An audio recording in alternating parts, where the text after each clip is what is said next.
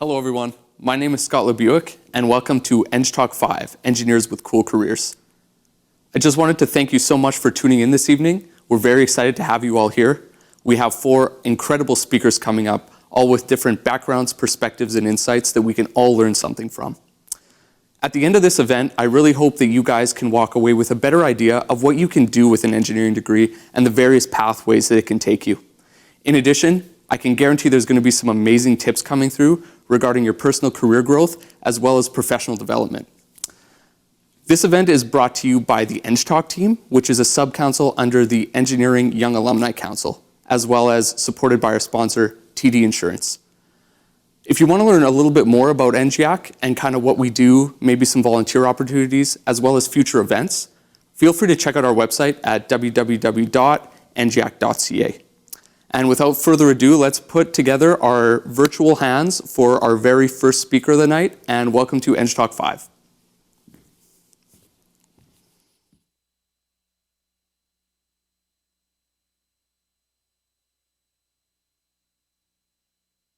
Hi, I'm Callie Lissinna. I'm a co-founder of a space company called Wyvern that was founded in Edmonton 3 years ago. I'm also an undergraduate student studying mechanical engineering and math. And I'm in my final year, so I'm soon to be alumni, I suppose. I'm going to spend the next 15 minutes basically explaining those 2 previous statements about being a co-founder of Wyvern and a student at the U of A. So when I was preparing this talk, I went to the EnggTALK website just to make sure that I understood the event, and I scrolled all the way down to the bottom of the page and found this, which I immediately recognized because that's the ExAlta-1 satellite that was built by the AlbertaSat students at the U of A. And I was a part of the AlbertaSat group for almost 5.5 years. And so this satellite is the satellite that I know the best. And I know the ins and outs of it, everything about it, because for the last year that ExAlta-1 was orbiting Earth, I operated it nearly every day, sending it commands and collecting data about space weather, monitoring and managing the satellite's health. And this was a big job. It was very challenging, but I learned a lot about satellites here.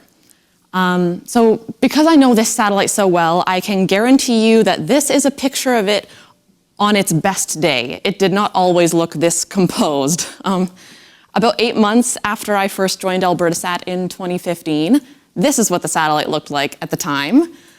So as you can tell, it cleans up pretty nicely. Obviously, the satellite was not in space yet at this point when I joined AlbertaSat. And if you don't already know, no Albertan satellite had ever been to space. ExAlta-1 was the first, and it was a successful mission. So 2 years later, after some really good friends of mine had spent probably a few hundred hours in the clean room working on this satellite, we finally got to this momentous occasion where ExAlta-1 was deployed into space, and it was the first Albertan spacecraft. So now started the task where we needed to talk to ExAlta-1 5 times a day to monitor its health and collect all the data from it. And at first, some good friends of mine did that for the first 6 months, and then they handed it over to me, and I ended up carrying out the last year of the mission with my friend Caitlin Ball. Her and I operated it every day until it burnt up in the atmosphere as planned. And after it burnt up, AlbertaSat as a student group shifted its focus to the next satellite, ExAlta-2. And so ExAlta-2 is going to launch next year, and I was the project manager of the ExAlta-2 satellite mission on a volunteer basis with AlbertaSat for almost 2.5 years. And that brings us to 4 months ago. I was the project manager of AlbertaSat as a student until 4 months ago, when I unfortunately had to leave AlbertaSat to shift my focus to something else. Because some AlbertaSat alumni who were older than me and had graduated and moved on to other things, working in industry or grad school, came together and started to figure out how we could use what we had learned at AlbertaSat to put something amazing together for a second time, and also how we could continue having fun together. How the heck I was included in this group of people that came together, I will explain later. But the people were older than me and had grad degrees or had worked in industry for a while and gotten some experience. And so we were ready to start a company. And this is a photo of the founding team. There's 4 of us, just a few months after the company started. And so our expertise as a group of 4 co-founders was really well suited from what we had done to make a satellite company. So Wyvern's vision is to provide actionable intelligence from space anywhere in the solar system to enable a sustainable future for humanity. And this sounds lofty, but I promise you it can be done with the right cameras and the right telescopes on the right satellites.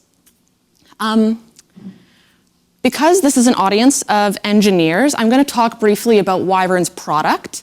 Not to sell it to you, although if you do want to buy some images of Earth from our satellites, probably let me know. And I'm going to talk about our technology too, because I know that'll be interesting probably to the engineer audience. So I'll talk about first what we sell at Wyvern. Let's learn about images that are taken from cameras on satellites.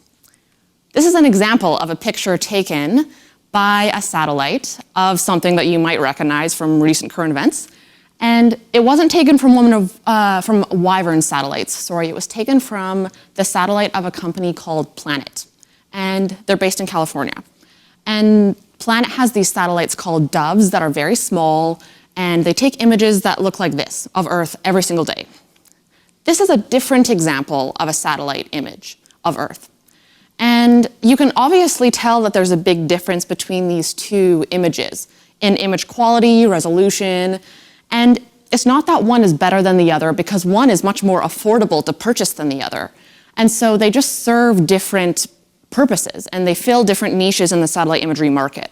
So the higher resolution photo here is taken by a GOI-1 satellite, which is owned and operated by the company Maxar.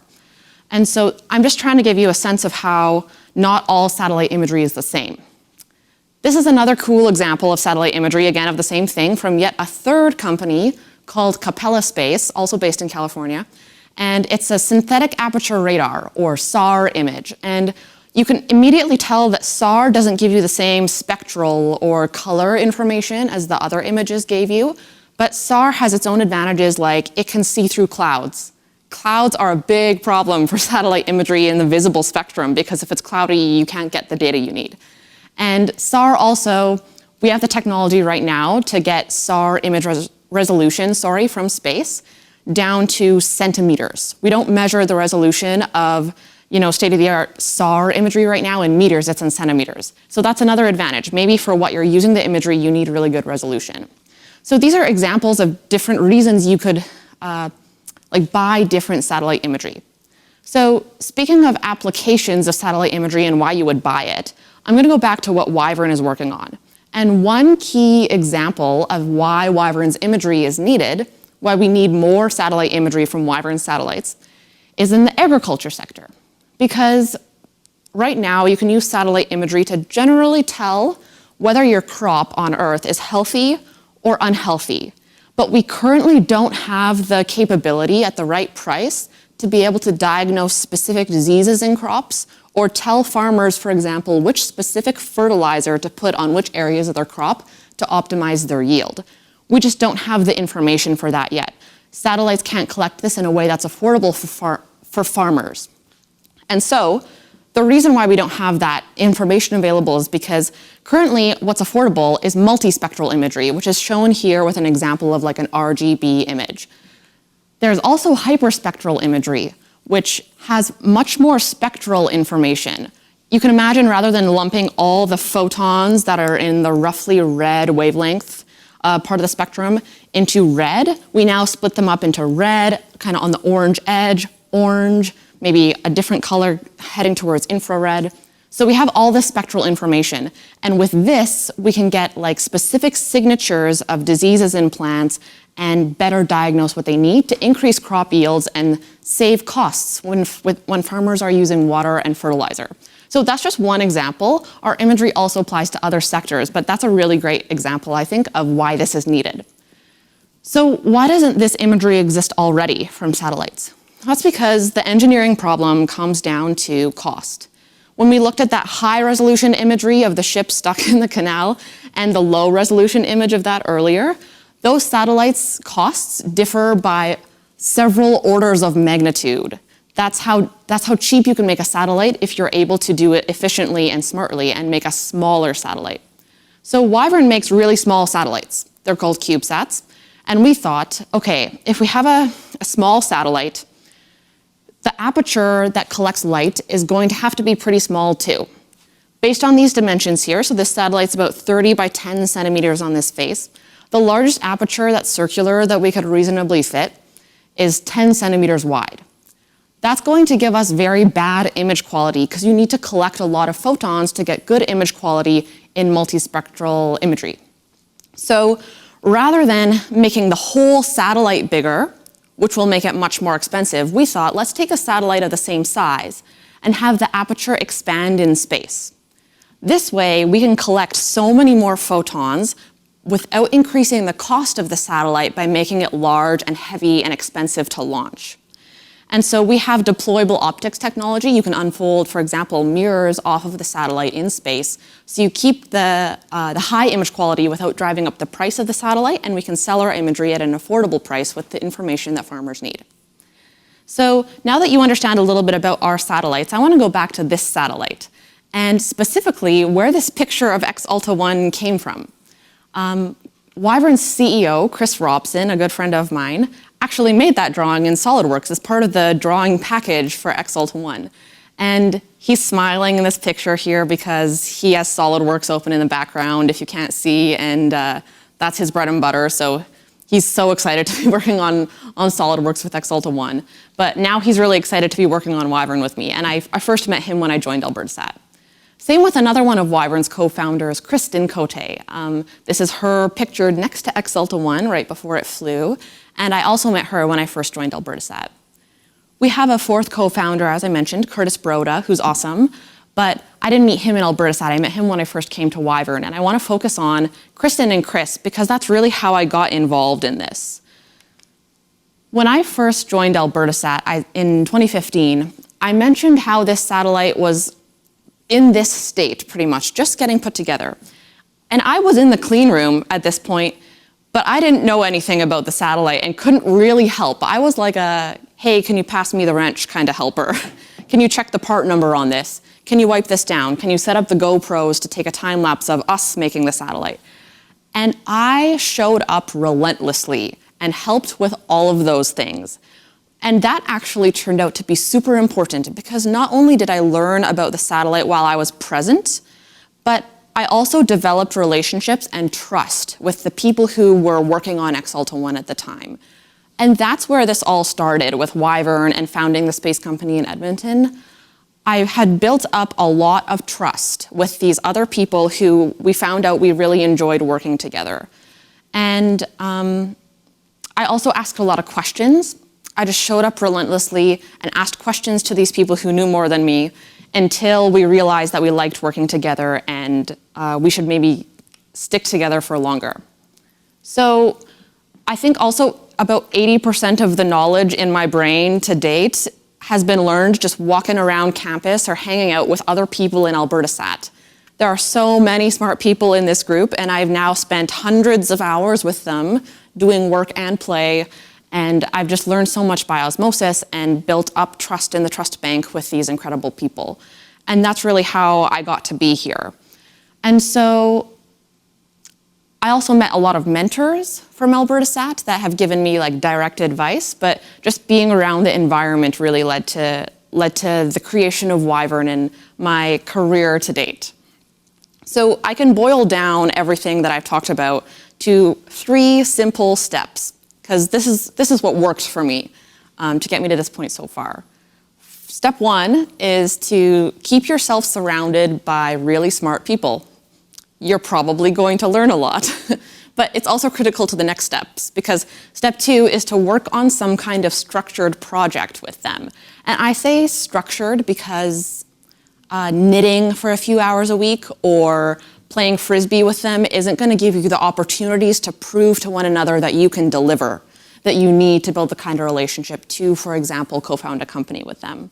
So structured is really important. And the third step is if you found a good group of people by working with those projects, you need to stick with them. And for me, at least, that definitely involved saying no to other cool opportunities along the way, which can be really hard. But it takes so long and so much investment to get to this point where you have a good group of people like that, that I think it's really, really valuable. And so it's necessary to stick with them and to follow through with this third step to get to a point where you can, for example, co-found a company with them. And the best thing is it's self-sustaining in that if you have a critical number of amazing people, it will attract other good people. And then it just snowballs and it gets easier as you go. So that's how I got to this point. Thank you very much for listening, and I really look forward to taking your questions.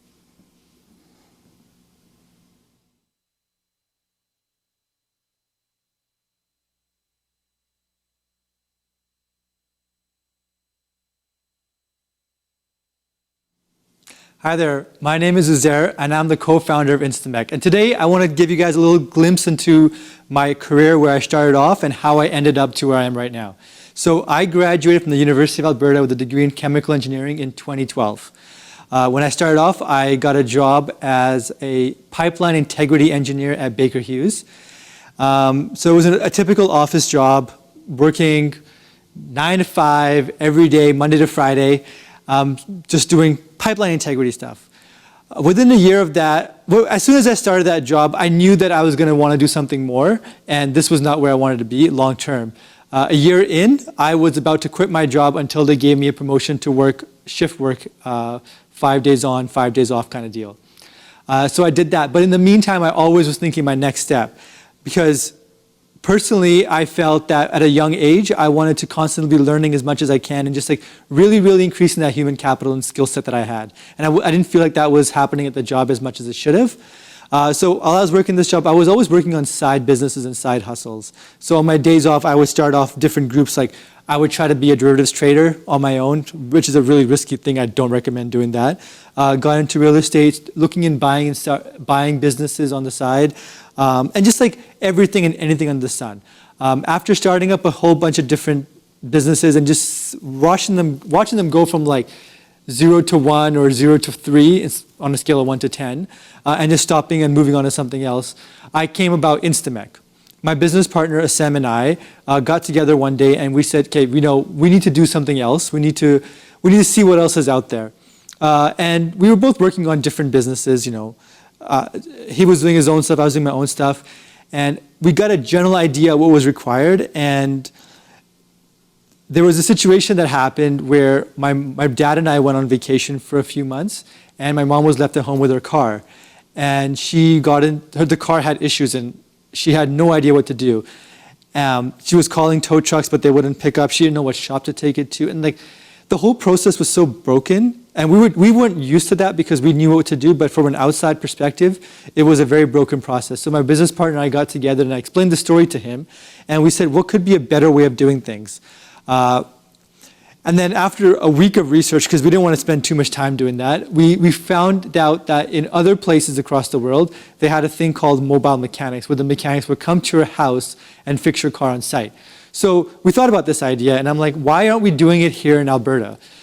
We walked around, we asked people, other mechanic shops, obviously the worst person to ask, and they just said it wouldn't work. No real reason, because it's minus 30 here and there, it just wouldn't work. So we said, you know what, we never take no for an answer, so we, after a little bit of arguing on when we should get started, I said, you know what, we're going to get started now. And posted an ad on Kijiji out of a coffee shop, and we just made it look pretty and stuff, like a legitimate source you could be trusted, before we even had anything. And we got our first phone call. And then when we got the call, we got super excited. We're like, oh my God, somebody actually wants to use this service. So we answered the call, booked a job, and then we found somebody else on Kijiji that could do this job for us. Everything got together and it worked. And I was like, there's obviously something here, because we put no initial effort in, or hardly any, and we've got a customer. So we both decided to quit our jobs and double down on this. So out of a coffee shop with the first $20,000 a month in revenue, we're just like answering the calls, doing everything ourselves, figuring out a system to make it all work. At the same time, we realized that we could use software and technology to really make this process super, super efficient and automated, essentially. So in that sense, we could have a lot of mechanics working for us, and the software that would keep our overhead really low, in sense making a really profitable business. So that's what we did. We raised money, we raised we got a team on board. Number one challenge of any startup is recruiting the right team. We did that, and we just got to work. And over the last 5 years, we've expanded to Western Canada and over 20 different cities. And we have a fully fledged service of mechanics that fix people's cars at their house. And our software has made this a very efficient and easy, yet profitable business. And so far, I'm at the point now where everyone wants their business to be, where you can have the business run itself while you manage things here and there, and you just optimize and tweak and hope things get better. And your focus is always on expansion, partnerships, recruiting the best people as always. And that's where we're at this point now, after about 6 years of running this business. And through that, we've learned a lot. And this is, when I told you guys the earlier story about me at my previous job where I wanted to work on other things, man, this was it. I learned a lot in the last 5 years that if you were working a traditional job, it would take you 20 years to learn the things that I've done, from managing people, finances, recruiting, fundraising, just like everything, and anything that can go wrong, I've learned will go wrong. And you have to figure out a solution to deal with that. So if you're coming out of your career and you're figuring out, like, what do I want to do with my life, and what else is out there?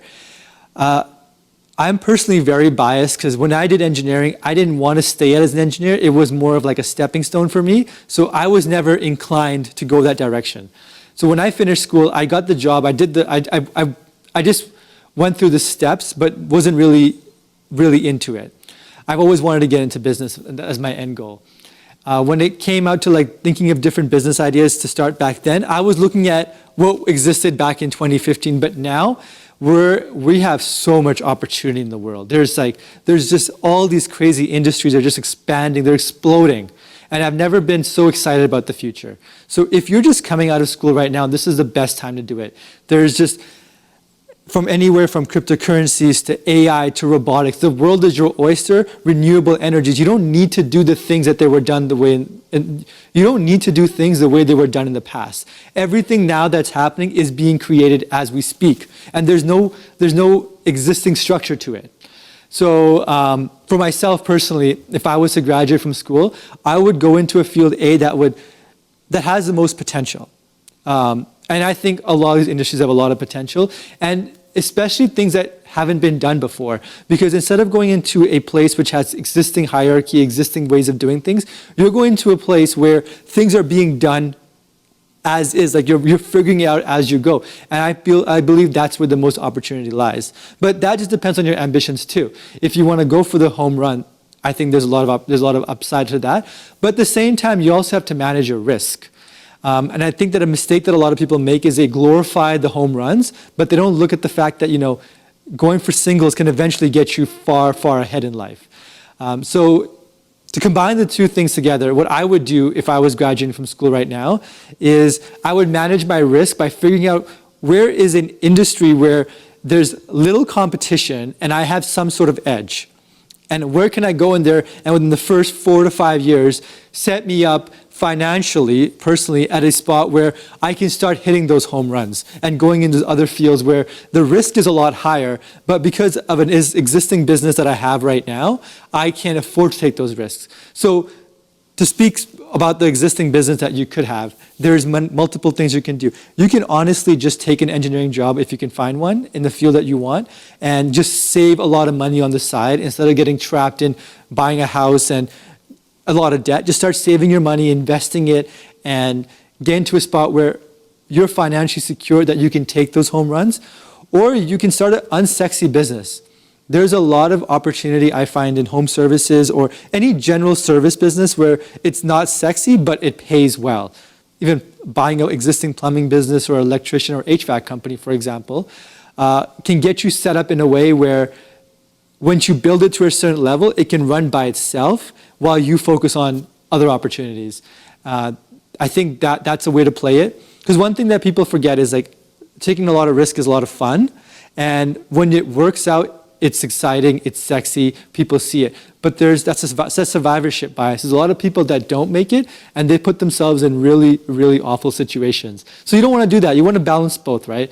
And I know people say when you're young, you can afford to take on risk, but I think that when you're young, you should focus more on building a base and a solid foundation so you can take those risks when you're 30 and 40. Because we talk a lot about the young 20-year-old entrepreneur who built like the next Facebook or the next whatever AI trucking company. But those are far and few in between. You want to build up the business scale. It's like leveling up in a sense, right? You want to level up with a level 1 business, get your skill set up, and then move on to harder businesses because they're going to deal with things that you just cannot imagine. And you don't want to have to worry about the basics when you're dealing with those things. So generally, that's my advice for people. I'm like, you want to go for home runs. You want to go for the nice businesses. I shouldn't say nice. You want to go for the home run for the exciting businesses, which are just like the new industry we're just launching, and they have unlimited potential. But at the same time, you want to hedge to your downside. So instead of taking that risk on too early, I recommend finding people that have done it before or have built a business where it's not sexy, but it pays the bills and it gets them on a solid foundation, and then using that as a platform to move on to the next level. And once again, I'm Uzair, co-founder of EnggTALK Mobile Mechanics, and it was a pleasure talking to all you guys.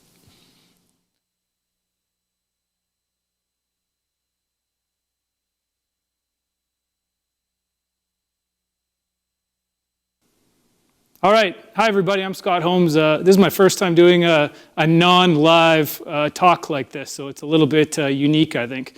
So I'm Scott Holmes. I race airplanes. I'm an engineer, graduated from U of A in, I think, 2011 now, so that was quite a while ago, about 10 years, I think. I've been having quite a lot of fun over the last 10 years since I graduated, and I thought I'd share a little bit about what I'm passionate about and how much fun I've been having. So this is about half of my race team. That's my second racing aircraft, and this is at the Reno Air Races in Reno, Nevada in 2019. The other half of the people were off doing something else. The race days are crazy busy. We've got tons on the go every day from 6 a.m. right through till 8, 9 p.m. So we missed the other half of the team, but the important thing about this photo here is how small I am in the photo. No race team can operate without a crew. The pilot is a very small component of that equation, and I wanted to highlight that first thing. We couldn't do anything without a big team. So a little bit about the sport of air racing. We race, it's kind of like NASCAR in the sky, I guess you could say. We race in a big circle. My course is the short little red pylon course on the inside. We always race right over the airport because our engines run so hard. We push the engines way harder, 50%, twice, 3 times, whatever the stock power is. And they fail all the time, or they might fail all the time. Some of them fail regularly, depends on the team. So we always race over the airport. If the engine quits, we pull up off the course, dead stick it in. How the race starts, there's 8 airplanes all lined up on the runway, 3, 2, 3, usually 3 rows. Green flag drops, we all firewall the throttles, and we fly at 50 feet in these circles, staying on the outsides of the pylons. And after 8 laps, the person that passes home pylon first wins. The only rules with passing is you have to pass on the outside because it's easy to encounter a situation where we're blind on each other and we can actually have a midair. That happened in 2019. So a little bit about me, where I started. So I was actually 17 in this photo, so I think 2007 or so, right before I went into U of A. This is in Manitoba. I actually did my original private license through the cadet program. This is at the cadet course to get my private pilot license. They've got a great scholarship program. It works really well for people in their teens looking to get into aviation early on. That was the aircraft I first soloed in at 17. It was quite an adventure, and I remember that flight. It was about 3 or 4 minutes long, and the whole flight, all I did was pray that the engine wasn't going to quit. What's funny is I still do that today. Right after I got my private license, I went straight into, I guess you'd call them stunt biplanes. This is called a pit special. The instructor in the back is actually one of my best friends today. He did my first aerobatic ride ever, and that was in this photo. You can see me with the fist pump going on. I was very confident at the time. Little did I know, by the end of the flight, I was very sick, terrified, hanging in my straps upside down, tumbling through the sky, spinning like crazy. I landed dizzy. I was graying out in the flight. It was quite an adventure. But why this is important, I think, is it really beat me up and showed me that, yes, things in aviation can scale up quick and become more and more difficult, but also it's something that I knew I had to tackle this challenge and get used to flying this biplane. I didn't like flying airplanes that I had no skills in and didn't know how to land or anything like that. So what happened was in university, I'd go back. I worked at the gas company, local gas company in Edmonton. Made a decent amount of cash as a co-op student. And at the end of the summer, I'd go back for a couple weeks to Manitoba and fly that exact same biplane. I got good at it. This is actually an outside loop. I think we're pulling minus 3G or something, minus 2G. But by the end of 3-4 years, I got to learn how to take off, land, fly the airplane, deal with emergencies. Everything that airplane taught me, I still use today. Critical flight skills. I also learned how to do all the aerobatic airshow maneuvers that you see today. You see loops, rolls, all those things that in that first flight went so badly for me. I started to learn how to fly myself. And so that was big, a pivotal moment. After that, I was thinking, well, what's next? So this biplane, I think, was $350 an hour to rent or something. About half of that was the cost of fuel. I was graduating university right around that time. I knew I was going to go into some kind of engineering field, wasn't quite sure what. In my fourth year for I think they call them capstone projects, it's been a while now, I got an opportunity to work for one of the original 6 Canadian astronauts, actually. Myself and 3 others actually built a team. We convinced the professors at the university to let us do a research project in the first semester and then roll that same project into more of a practical component in the second semester. And so we got to do a full year capstone project, which is quite unique. What we did was the Red Bull Air Race was in full swing at the time. We had to, with this project, we had to make the Canadian race plane go faster. Obviously, the faster the plane went, the more forgiving it was for the pilot. He could make more mistakes and still win the race. With this project, what we did is look at where the wing meets the fuselage. You can actually see in this photo here. This was done on the supercomputer at the time. I think the supercomputer, I think. I think they used it to calculate the CFD for some of the wind parameters on the Phoenix Mars lander, which I think is a 15-year-old project now. But we used that same computer here and learned a whole bunch about aircraft engineering, design, and performance. You can see in the photos, the right side is the cleaned up aerodynamics. The left side is the old, without the fillet aerodynamics on the simplified body. And you can see that, especially in the orange contours near the backside of the wing, the differences. And that little bit might be only a couple % drag. However, it makes a big difference in the grand scheme of things when you win a race only by a fraction of a second. But the Red Bull Air races were very different than Reno. So it's important to see now how I discovered Reno and then how I got into it. So after university, I loved airplanes. I found airplanes so cool. I couldn't afford one. I couldn't afford a Pitts, especially that biplane I was flying forever. But I started emailing around, making friends, talking on social media with people that had cool careers in aviation in the US. And I got invited to go to Mojave Airport. It's kind of northeast of LA. It's got a company there called Scaled Composites. Scaled builds prototype aircraft, such as this one here, and various others, for space, various customers, military, whatever, and they're all very unique. This actual airplane, actually it's now 10 years old, but 10 years ago it's actually optionally piloted, where they can unscrew the cockpit and fly it without a windscreen, and fly it completely remote. Today it's pretty common having that. Back then, it was far less common, particularly an airplane of this size and scale. My friends in Mojave, and a lot of them had Air Force backgrounds and so on, had all been racing at Reno in the world-famous air races. Air racing has been around since the 30s. It's been almost primarily in Reno since the 60s. And there's been several races, but in the last 10, 15 years, mostly at Reno only. So I started thinking, well, what is Reno? Is it for me? I quickly realized that in the Formula One class, everybody, I could afford the airplanes. Everybody was just like me. They were enthusiastic about airplanes. And then also with the Formula class, I could then design my own racer, build my own racer, test my own racer, and then race my own racer. So that's kind of what I decided was next for me. So this here is my very first racing aircraft that I bought with money I made from camp life in Fort McMurray. In the background there, that's actually the hangar where the Howard Hughes Spruce Goose is. I found this aircraft, I think it was an estate sale at the time. I think I paid $8,500 for it, hardly anything, less than most Honda Civics today. And then I asked my buddy, a friend of mine from Calgary, to fly it home for me because I didn't have the skills or experience yet. He actually made it to Okotoks, not quite to Edmonton, before the motor started, we should say hiccuping. The picture on the right is actually in the parking lot of Okotoks with a broken motor, trying to pack it up to trailer it home. I quickly realized after this that airplanes are kind of like pay me now, pay me later. This plane, yes, it was low cost, but it needed so much work and so much time and energy that there was no way that I could race it right away. What I did is I then bought a second airplane a couple of years later, had my friend fly it home from Florida.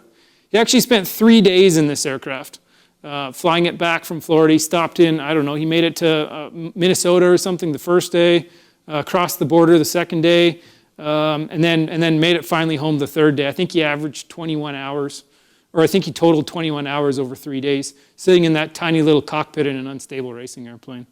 So this is my aircraft that I've been racing for the last 5-6 years now. It's done well. It's taken me many places. Here's us on the start line at the Reno Air Races. You can see the other airplanes in the background. This was, I think, 2018 or so. What I realized is I started having a lot of fun. And then once you have fun and start working on improving the community and youth outreach and so on, other people realize what you're doing and decide to support. And that was kind of the secret to sponsorship. Here's us, Reno Air Races again. This is 2018-19. The important thing here is you can very clearly see how close we are. This is not a doctored photo. You can see the risk of mid-airs.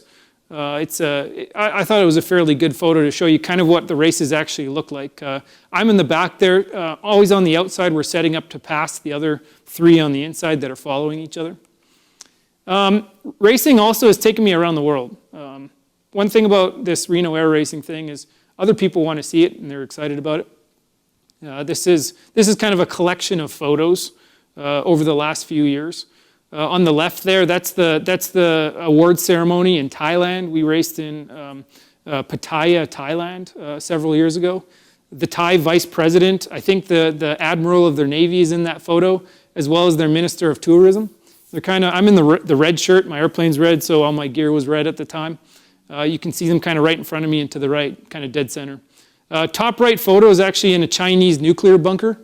And then the bottom right photo is on takeoff over the Thai jungle. They said it was full of king cobras, and if we had to crash, make sure you crash on the airport property.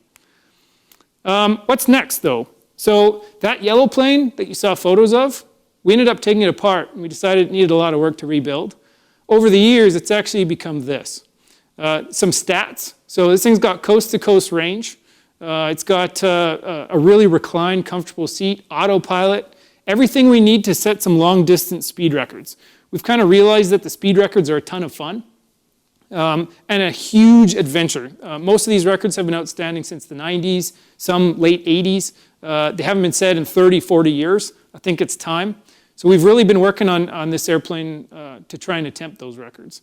Obviously, we haven't set them yet, but the goal is to at least attempt them. So the aircraft is about 85% built or so. It's all together now. All the pieces are fabricated. It's in bodywork and paint. Following paint, then we go to wiring and plumbing, and then it's done. So it looks really cool. Unfortunately, there's no real photos of it yet, and that's on purpose. But that is a exact drawing or design of what it will look like. The paint might change, but the outline is the same. So then what do we do with my red plane? Race 9, what we call Outlaw. Well, a couple years ago, we raced at Reno, right? Lots of electric vehicle people down in the Reno area now. I had several friends there, and I traded them pit passes and tours of the air races for some tours of what they do in their day jobs. And we decided, wouldn't it be cool to convert these airplanes to electric? Sure enough, other people were thinking about that as well. They started a new electric racing series called Air Race E. At the time, though, there was no Air Race E. We figured, what's the coolest thing we can do with electric airplanes? Well, world speed record is 220. Man, my plane can go 250, no problem, maybe higher. So after that, we started looking at what it takes to engineer this thing to go electric. And the electric conversion is almost complete. So I'm really proud of this group that we've put together, this team. We've done some incredible engineering accomplishments. Most of them are not public. So some of them I can't talk about, but I can give you a high-level summary. The airplane has actually been converted to electric and back to gas now. When it was electric, we had the electric motor in it. All the parts were built, powder coated, and finished. What it did not have yet was the batteries. We now have those batteries. They're in production right now, full pack. It'll be high voltage, very high power density, might be the highest ever that we could find record of. We couldn't find any that worked well for our application. Imagine taking a whole electric vehicle battery pack, discharging it in 5 minutes. That's a very difficult feat, and our batteries, we've tested them, can accomplish that. It's amazing. The last thing I want to talk about here is a couple lessons, I should say. A couple lessons I've learned over the last 10 years of doing this. The first one is I realized later on, especially in the last couple of years, that it's important early on to spend time thinking hard about what's important to you, what you're interested in, and then how you can improve the lives of others. There's actually a feedback loop, particularly financially as well, where if you can create a product or an idea that could change people's lives for the better, they're likely going to buy into it. That's a key lesson that I wasn't thinking about early on. I was a little bit lost early on in what was important to me and what was important to the community around me. And that's kind of my lesson number 2 is once you think about what's important, stick to that. The third one is it's almost impossible to achieve great things without a team. You guys saw the first picture, that was the team. It's very, my part on that team is very small. Building that team is it's almost impossible to do it otherwise, I think. My race team, it operates on what we call exponential fun. It's very important if you're going to scale something up, you do it exponentially. How do you do that? With us, we use fun and other people get involved as well. And then kind of lastly, make sure you walk the walk. Today's industry seems to be a lot of empty promises around. It's very important if you're going to say you're going to do something, you do it. That's kind of our model as well in this race team. If we say we're going to try and be first, we're going to try and be first.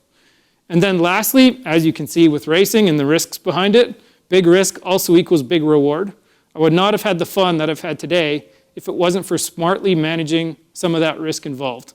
That'll continue today, and it's also number 1, and the responsibility I have to my friends and family comes first over everything. I think that's it.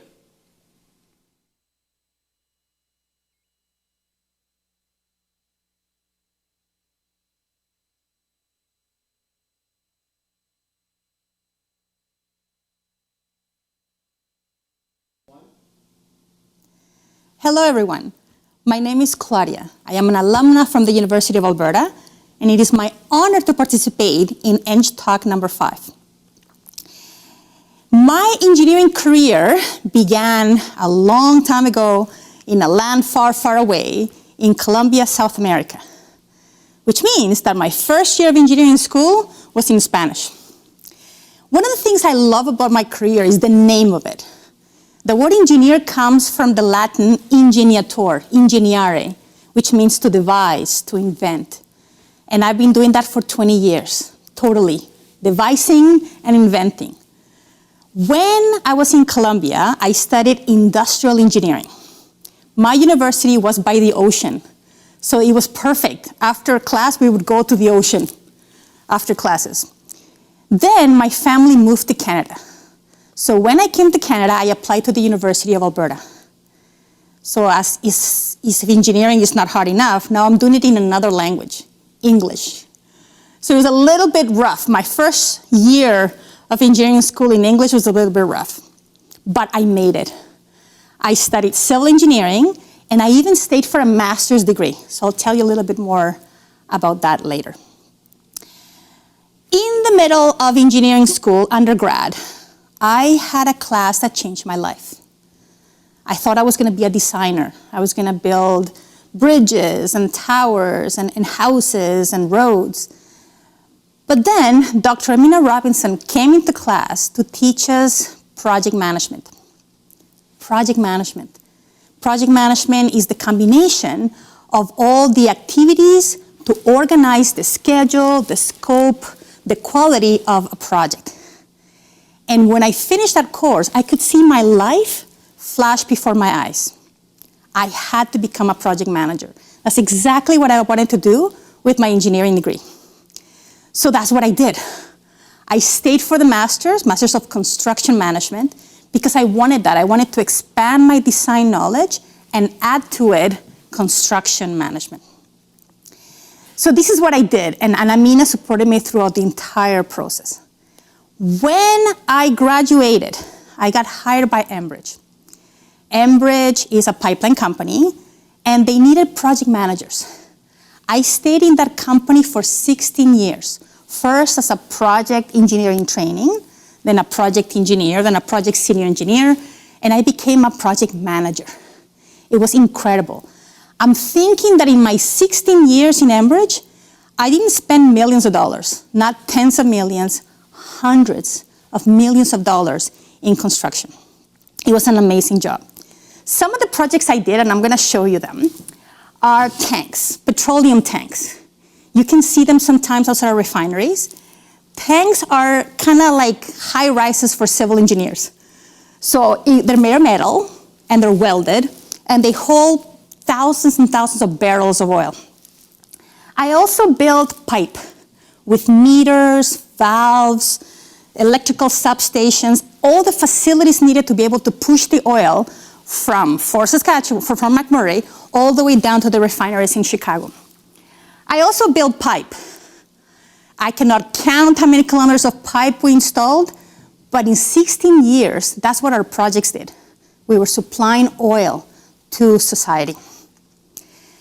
That was supposed to be my career. I was gonna stay in the pipeline world until retirement. But life always throws you surprises. This is what happened to us. The price of oil, the price of Canadian Western oil dropped dramatically. As high as $160 a barrel, down to maybe 14. That was a dramatic change to the economy in Alberta. My beloved job became one of canceling projects. It became a job of firing people. I mean, it was a terrible time for all of us. It was not what I thought my career was going to be. So I started thinking really hard about what to do next.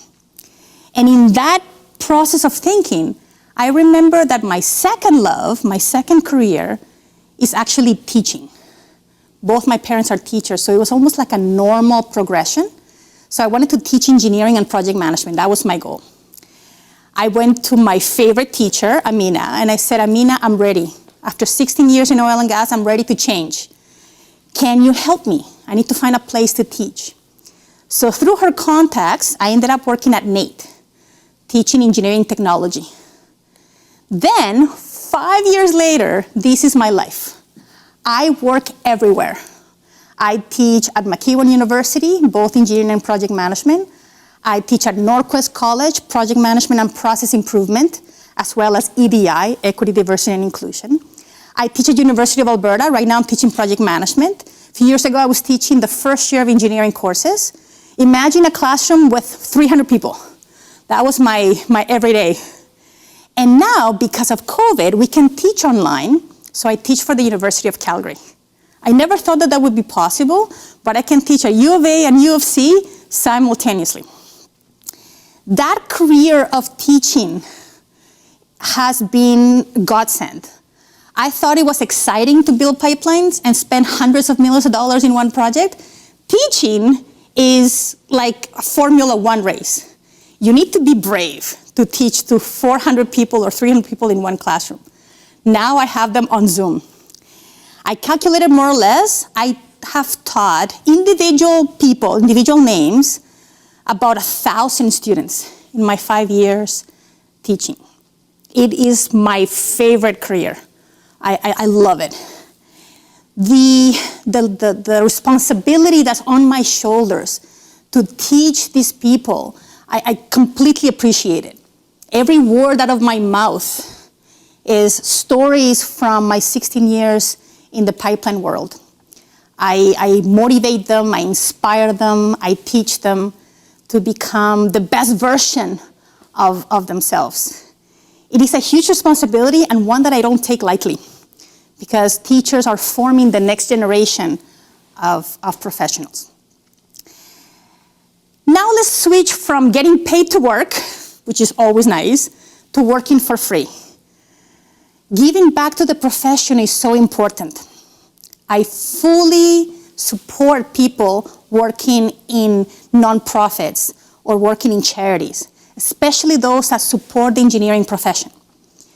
In all these years, I've been supporting APEGA. From the moment I graduated, I started volunteering for APEGA, WISEST, WISER, the Society of Civil Engineers, CC West. There is so much work out there to do, and not always comes with a salary. So please volunteer. And if that wasn't enough, I founded my own nonprofit.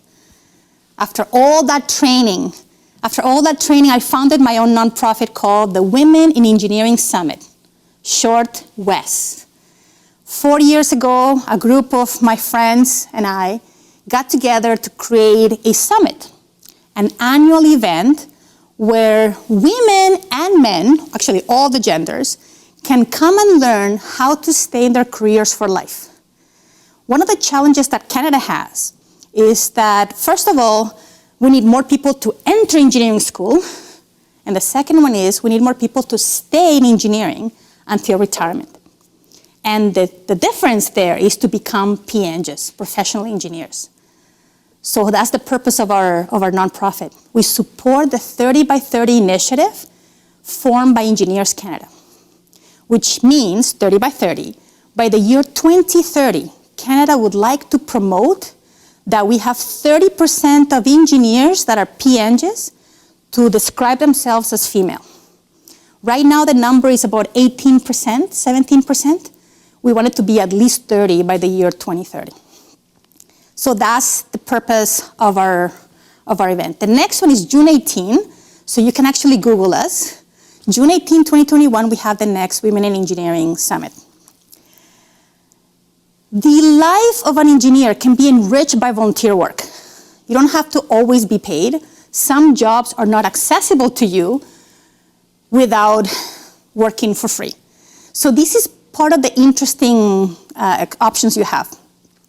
We have about 6 charities in Alberta that are promoting the engineering professions. You can work for any of them. Did it matter that I wasn't getting paid? Not at all. I had the chance to be CEO, president, counselor. Right now I'm a counselor for APEGA. Just last month I got reelected to my 3rd term as a counselor for APEGA. These are jobs that are not accessible to you unless you're willing to volunteer. And the benefit to your resume and to your networking is invaluable. Now let's talk about my career advice. This is one of the things that they suggested to me to do at EnggTALK number 5. What career advice can you give our alumni? And here it is. After 20-some years of practicing engineering, here are my top 3. Number 1, take jobs that appeal to you, that excite you. Take jobs that make you nervous. These are usually the more interesting ones. Don't care just about the pay. Take jobs that appeal to you. Number 2, stay coachable. Even if you've been an engineer for 5, 10, 15 years, you need some humility to realize for the next stage, I need a mentor, or I need a coach, or I need an instructor or a teacher. You should become a lifelong learner. The third advice is obvious. Give back to your community. Give back to your profession. We have so many things we have to fix, so many problems we have to fix. Find one and volunteer. It's good for resumes, it's good for networking, and it's good for your soul. Talking about souls, here is my last slide. There's something called a dream job. A dream job is a job that makes your soul happy, not just your pocket, but your soul as well. A dream job is hard to find. You may have to have some horrible jobs, miserable jobs, but keep going. Be bold and experiment. You already have the best engineering degree in the world. You have it. Engineering degree from the University of Alberta. You already have the best degree in the world. Now you just have to apply it. Perhaps you want to be a chocolate engineer or a sports engineer. Whatever you want to do with your engineering degree, you already have the background for it. My last piece of advice, after those 3 that I gave you before, is to always keep going. Don't be scared. We are already engineers. We already survived 4 years of engineering, and some of you 2, 3, 4 years of masters and PhDs. You should be scared of nothing. My name is Claudia, and thank you for coming to EnggTALK number 5, and we can take some questions now.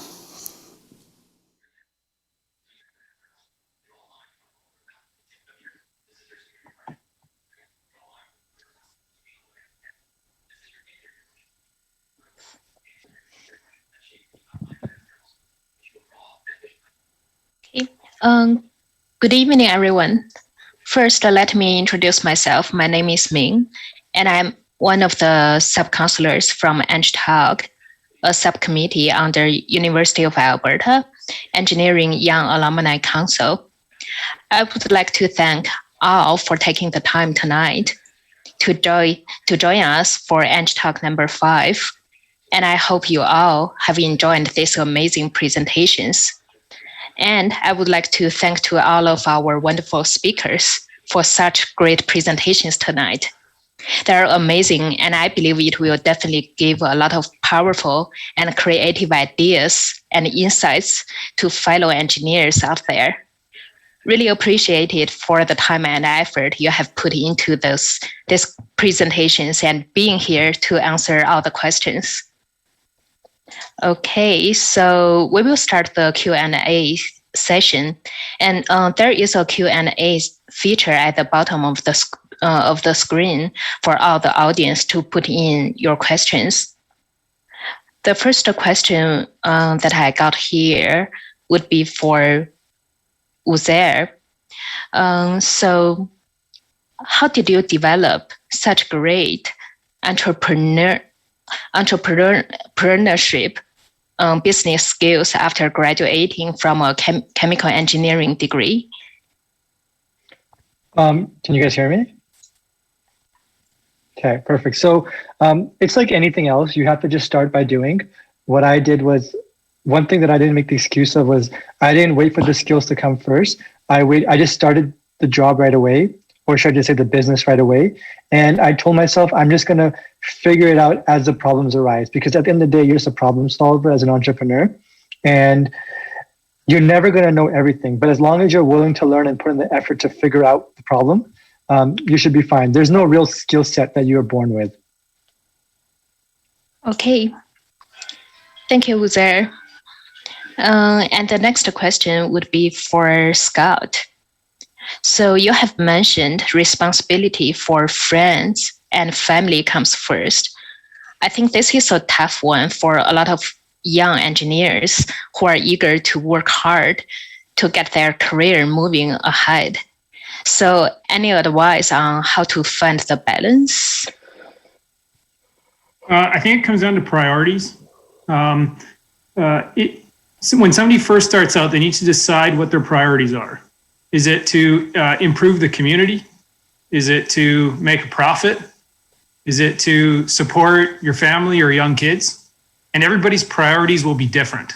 And I think it's very important to understand those priorities before making big decisions related to careers or anything long-term.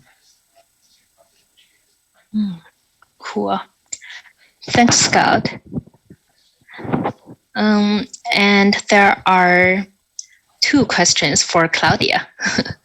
The first one would be, you have mentioned to volunteer, but during these times, most organizations have stopped accepting volunteering applications. So how would you go about learning those skills? My first suggestion would be make it up.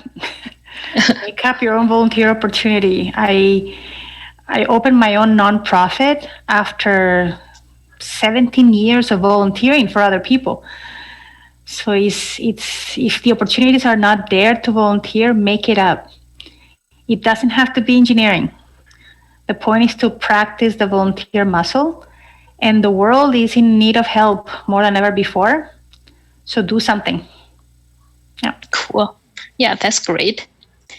And the next one for you was, was it your intention to spend your entire career with Enbridge? And would you have stayed with Enbridge if Alberta's economy didn't go through its downturn? I actually think I would have. Yeah, it's a great company to work for. And you know what jobs are. You fall in love with the work and the people. So I think I would have stayed there for life. I was already working as a teacher on the side. What did Uzair call it? My side jobs. I was already a teacher, so I think I would have done both for life. Yeah. That's cool. Yeah, 2 jobs. And when you say so, teacher is tough, but it's exciting. Yeah. And the next question coming in is for Uzair. What would you say are the biggest pros and cons between a traditional career and starting a business? So the pros of starting your own business is it's exciting. You learn a lot. You get like 20 years experience that you would get a normal job in like 5 years. If you're doing it properly and you have the right help and your business grows at a certain size.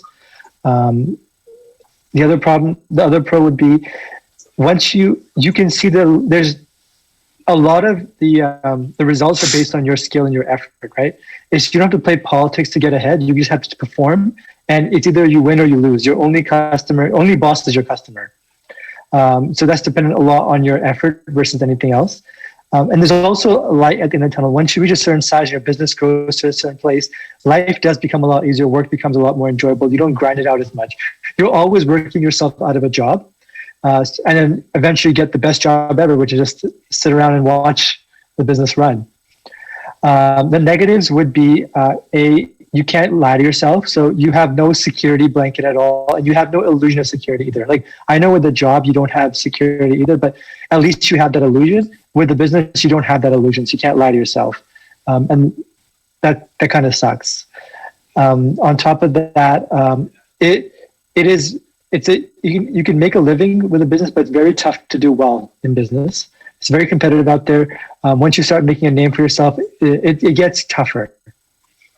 But apart from that, if you have a solid foundation, as in like, you can pay the bills or you have a family that supports you, I 100% think is the best thing you do is go into business or work for someone that's doing something very interesting and learn from them and then go on business on your own. But when you work for yourself too, the other side of this coin is if you have a steady paycheck and you're smart with your money, you can get ahead way easier that way if your number one goal is to be financially set. I would recommend just getting a steady paycheck, invest the money properly, and then get ahead that way versus starting your business where you have to sacrifice a lot for a remote chance of you winning in the long run. Cool. Thanks, Uzair. And the next question is for Callie. Was the space industry always a target for you to be a part of? And what pushed you in this direction? I loved space as a kid, and then when I was a teenager, it wasn't very cool to be really into space, and so I kind of forgot for a while, and then I came to university and found that there were extracurricular projects you could get involved in, and remembered that I liked space when I was really young. But the main reason I chose Alberta Sat and stuck with it was because it is a really good group of people, and so I wouldn't say that I was hard set on working in the space industry from the beginning. I was fascinated by space. I also thought that was not a feasible goal. I'm like, I live in Edmonton, I can't work in space. And so I was never hard set on that, but as soon as I saw the opportunity and it looked like the right place for me to be, then I jumped at it and have never looked back. That's great to know. Thank you, Callie. And the next question would be for pretty much everyone. You have mentioned you needed to make lots of connections and friends. Sorry about that. I think this question is for Scott. you have mentioned you needed to make lots of connections and friends to make the air racing journey a success. So what certain skills did you find most effective in building these connections? I think that's a fairly easy question to answer. Racing is about taking a lot of risk generally, and it's about managing that risk and coming out on the other side successful without having an accident. That applies the same with friends and getting to know people as well. If you're at a conference or something and you're somebody you look up to, or a celebrity, or somebody that you want to be like, or your role model or something is in the crowd, the best thing you can do is walk up and introduce yourself. Don't wait. Don't try and get a connection through somebody else. Be bold and aggressive and go for it. And what I've been finding is many of the opportunities that I've had lately are because other people simply didn't try for it or didn't take the initiative to go that route when the opportunity was wide open and available. So that applies to not just racing and aviation and kind of what I do, but it applies to, I think, all business as well. If you see an opportunity, take it. Don't wait for it. Seize the day, and safety comes first. Yeah, and especially when meeting people, like the original question was talking about, like, don't be shy. Go for it. It doesn't matter who it is, whether it's an A-list celebrity or some big business person or Elon Musk or whoever. They're all just people. Yep. Sure. Thank you, Scott. And the next question, I think it would be for pretty much, for all of you four. So how could women build confidence, become a leader, and speak up for themselves in engineering, where the industry is mainly dominated by male? Although this is a question for women to build confidence, but I think they also would like to hear from male side. So it's for all of you. Oh, Claudia, I think you're on. I'll start. I'll kick it off, and then we can take turns. This is an interesting question because we don't have to be like men. Like, that was the message that we were given when we were younger. You have to act like a guy to be able to be respected in the level with everybody else. And that was old advice. That's very old advice. The new advice is be yourself.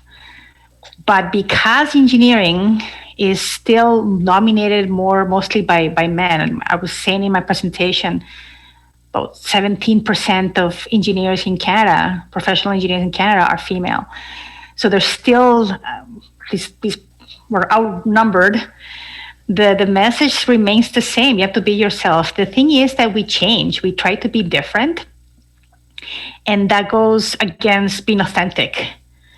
I have a friend who has 7 brothers. So the way she acts fits very well with the community of engineers, right?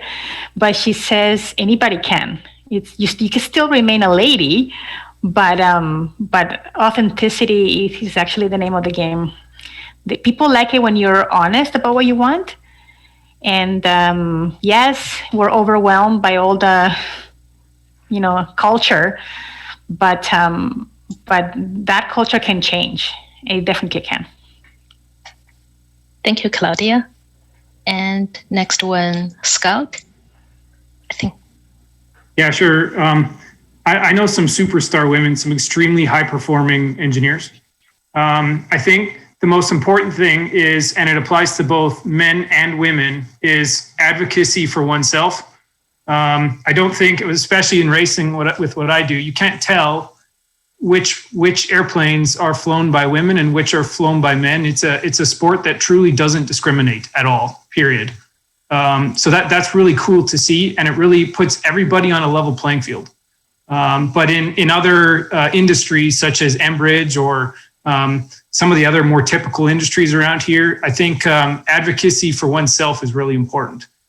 Standing up for what you believe in, standing up for how much money you should make, being kind of aggressive there that's a big one, I think. That applies for everybody. Thanks, Scott. And next one would be Callie. Would you like to say something? Yeah, thanks. Claudia hit the nail on the head, obviously, with the authenticity thing and how that conflicts with trying to fit in. And just to build on that a little bit more, it can be exhausting to be authentic because you don't look like anybody else. And sometimes there's no example that you can look at of somebody else who's being like you. Like there's no other women or people who have your same mannerisms and habits and preferences that you can follow. And it's exhausting to do that. But in the long run, it is much more exhausting to not be authentic. So it's a short-term versus long-term payoff kind of trade-off there. One more thing that I want to say is that some people are just better with this than others. And it's like sad that I have to say that, but not everybody is going to be the best for you to be around to build your confidence. That's just a fact. And it's not their fault. And so what you can do is, especially when it comes to things like studying, if you're still a student, be mindful of how being around certain people affects your confidence or how you feel, and you have control over who you spend time with. And so surround yourself with the people who help you build confidence, because not everybody is going to lend themselves to that the best. Thanks, Callie. And Uzair? I'll be honest, I have nothing insightful to say about this topic. Okay, that's all right. Thanks. And the next question is for Callie again. So logistically, what was the hardest part of starting your company, and what has been the hardest part of maintaining and growing it? That's a fantastic question. Out of the very long list, I think at the top is just that it's a deep tech company, so it's really capital intensive. It takes a long time to get any kind of minimum viable product or get anything to market, and there's a lot of technical risk. This is contrasted with, for example, either a non-technical startup or even a software company where it's less capital intensive to develop a minimum viable product. There's mostly market risk as opposed to market and technical risk, and it doesn't take as long to get to market either. So space tech companies and biotech, like any kind of medical related technology, have this same problem. And so we just need to come up with a lot of money, and we need to be able to de-risk technically before we have any product to sell. So it's really, it's more challenging to get to the point where you're making revenue. And I think that's been the hardest part. Cool, good to know. Thanks, Callie. And the next question is for Claudia. So as an engineering professor, what do you think are the most important skills or attributes for a successful engineer? I know the answer more from having practiced engineering. So it's 16 years of working in a tough environment, which is pipeline construction. We engineers have the benefit that they give us a degree first. We get the degree first, and then they throw us in the fire to go get skills, right? But the fact that we have engineering degrees, it's already giving us some recognition. We are sought after, we're admired already just for having graduated. Then comes, how do you make it for the next 30 years of your career? So that the two things that have been very useful for me is you have to have this never-ending desire to do a good job. You're constantly improving the things that you do. You're constantly asking for work. I mean, sometimes you're the person in the office that's asking for work. That's who you need to be. You need to be constantly asking, I have time. Do you have any work for me? I would do that. And it was easy for me because I was in a company with 10,000 people, different departments, many departments practicing engineering simultaneously. So sometimes I would volunteer just to get a stretch project. So that never-ending desire to be better is the number one survival skill. And the second one is to never be happy where you are. it's hard for me to say that because I was in the same place for 16 years, but I wasn't in the same place. I was in different departments, different projects. I was always searching for the bigger thing. I wasn't scared to get promoted. I wasn't scared to get bigger budgets on my projects. I mean, the largest one was $120 million. I had no life, but I survived it. So that never be happy where you are. There's always a new project, a new department, a new engineering. I have friends who studied one engineering and then went for a master's in a different kind of engineering. We're not fixed to only be civil or mechanical or electrical. We can be anything. This PEng that we all get after 4 years of practicing is actually a license of practice engineering. Of course, you have to stay true to your knowledge, but you can also get experience in a whole other field and is still protected by your PEng. So the two lessons are never stop chasing or learning, and don't be happy where you are. Be willing to change. This one thing about the Alberta crisis with oil and now COVID, be willing to change. Cool. Thank you, and go out of your comfort zone, I say. Thank you, Claudia. And the next question is for general. Were there times where things didn't go as you originally planned? And what did you do and how did you preserve? So I will leave the question to all of you.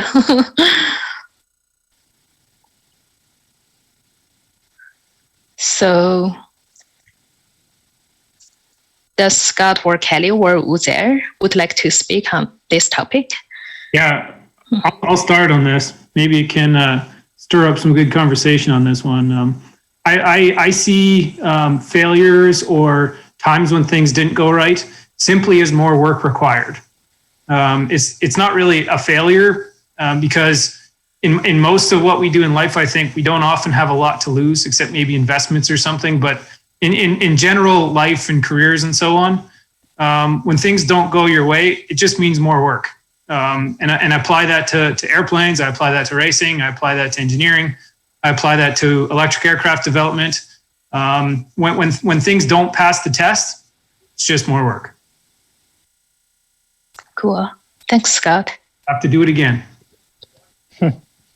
Yeah, for me, things never go according to plan. So I've actually just stopped planning things out. I like have a general idea of where I want to be. And then I just know there's going to be a lot of problems along the way. And I just want to solve those problems as they come up. Because honestly, like nothing has, like the world that I'm in, there's so much unknown that all I think about now when I plan things, I'm like, okay, what if this happens? I'll do this. If this happens, I'll do that. If that happens, I'll do this. And that's all I can do. So for me, it's more like I'm like a computer program, lots of if statements. Cool. Thank you, Uzair. I'm glad that this question was asked because one thing I wished I had said in the talk was like, I gave you 3 steps. Like you got to find a good group of people, build up trust with them, and then stick with them. And it's not like I'm saying that because I tried it and it worked and everything went great. I've also not followed those 3 steps and had things turn out terribly because I failed to show people that I can deliver, either because I had other stuff going on at the time or I just dropped the ball for some reason. So that has happened so many times, and then things do fall apart. Absolutely. In those times, like things that can help are talking with mentors or any other people who will inevitably say that they've been through the same thing, and you can look at them and see where they are now and realize that this is just a natural part of the process. So that's the main thing that's helped me. Thanks, Callie. And next question is, I'm not sure who this question is for, maybe for all of you as well. So what do you think of the future of civil engineering? Some people think CE, I would think it refers to computer engineering or computer science, will be much popular. Yeah, that's it. Who would like to talk I'm about this? gonna start with that one. I'm actually teaching a course right now at the University of Calgary called Technology and Society. It's a course that is given to all engineers because they need to understand the interrelationship between what they're doing and society.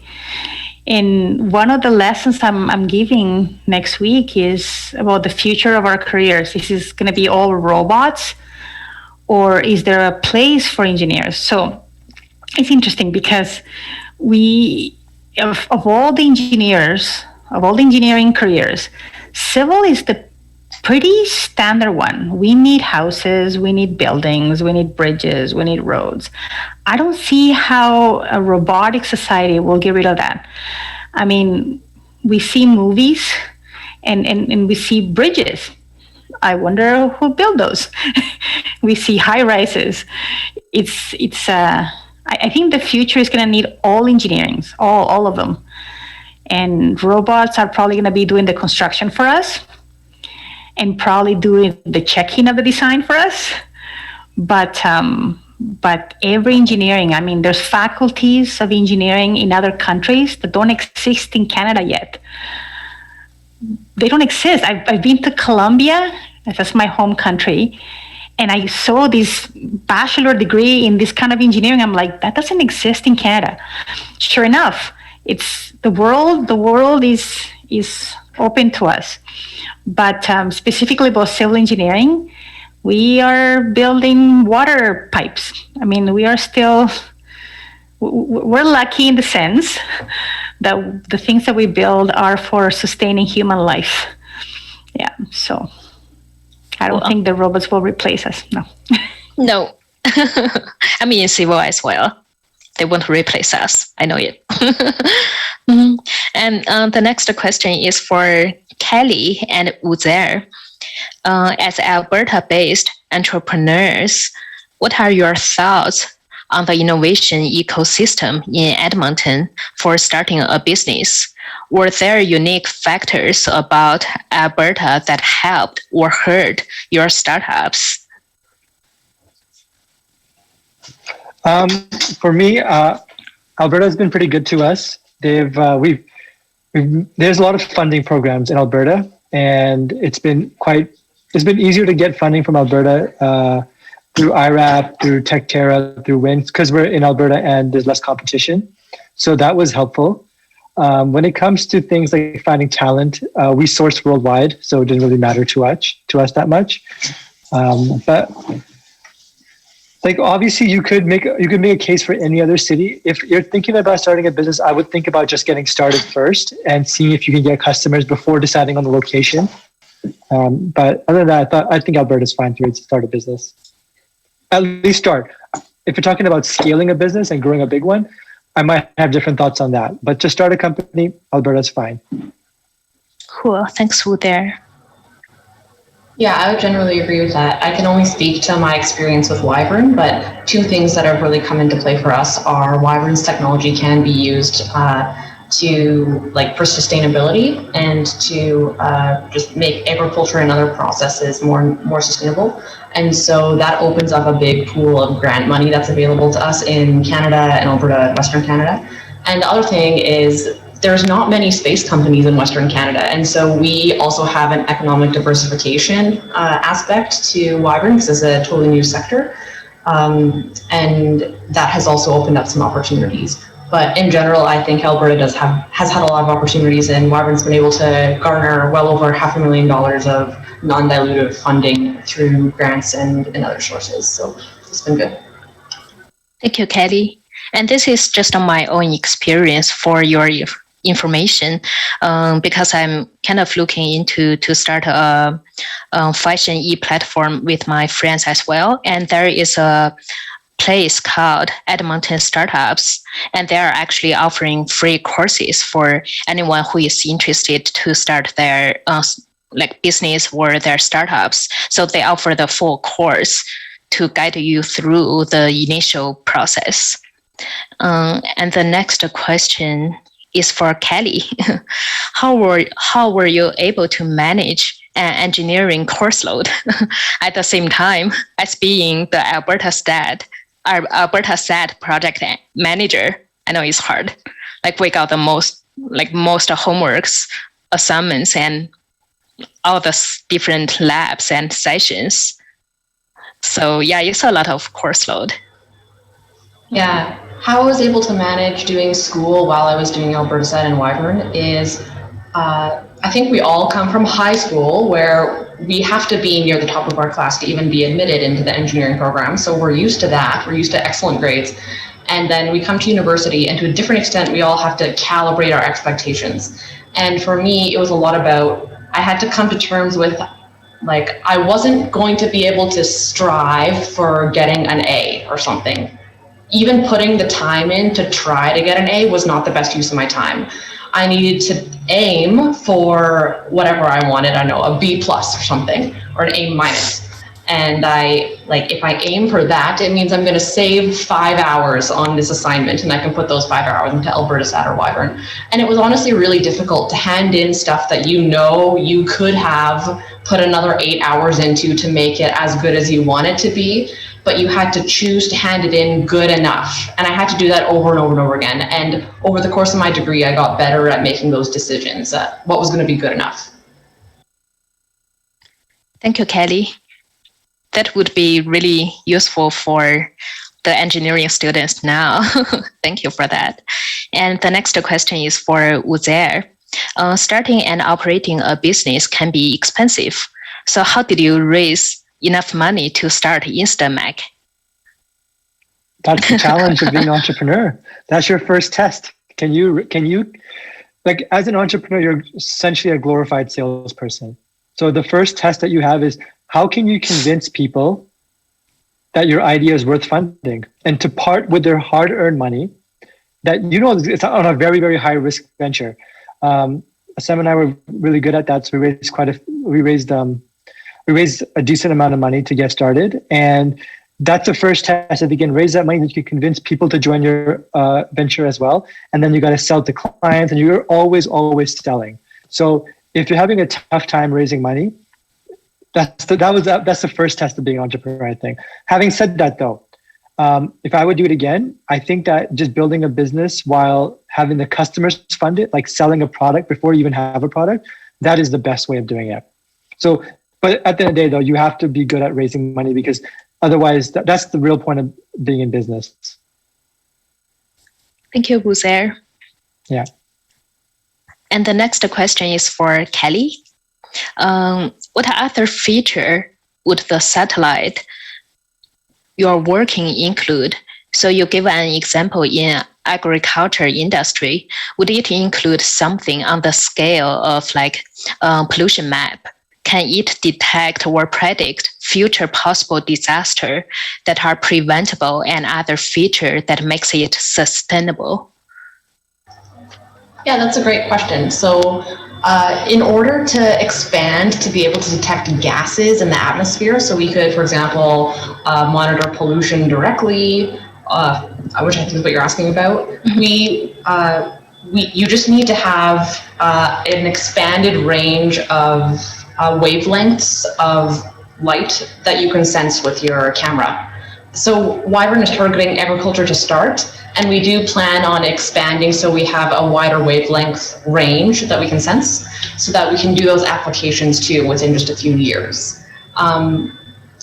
If you're interested in that, you should also look at the satellite company GHGSat. They are doing that currently. It's a Canadian satellite company, and they specifically detect CO2 emissions.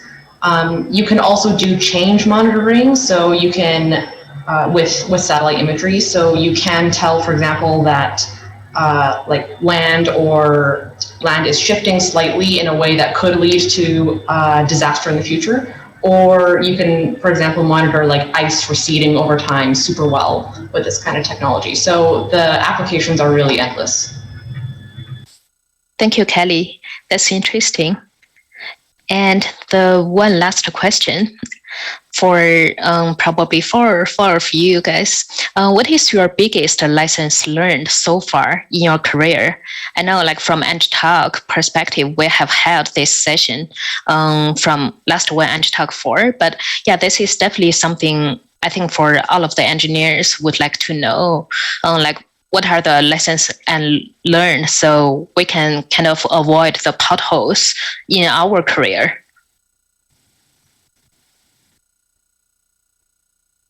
I would say my biggest lesson would be don't get stuck learning a skill or a career or in a career that you don't actually want to be in and you don't see a future in.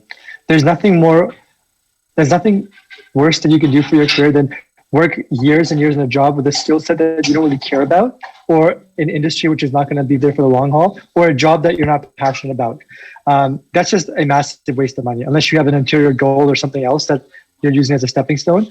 I would 100% focus on something that you could see yourself doing for the next 20, 30 years, because the hardest thing that you can do is 10, 15 years in, switch careers completely and be a rookie in a brand new industry and undo all that work you did for the last 15 years. So that would be my biggest lesson. Thanks, Uzair. I think I kind of agree with Uzair. I'm guessing many of the people listening to this are still in university right now. I think university is a great time, multiple years, to think hard about what's important to you, what will improve the lives of the people around you the most, what will improve your community the most. And typically in today's society, there could be a substantial profit opportunity behind making somebody's life incrementally better as well.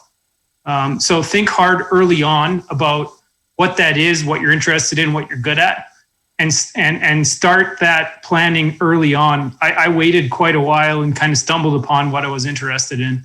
My biggest lesson learned is start that earlier. Thanks, Scott. Okay, so those are all the questions that we have received.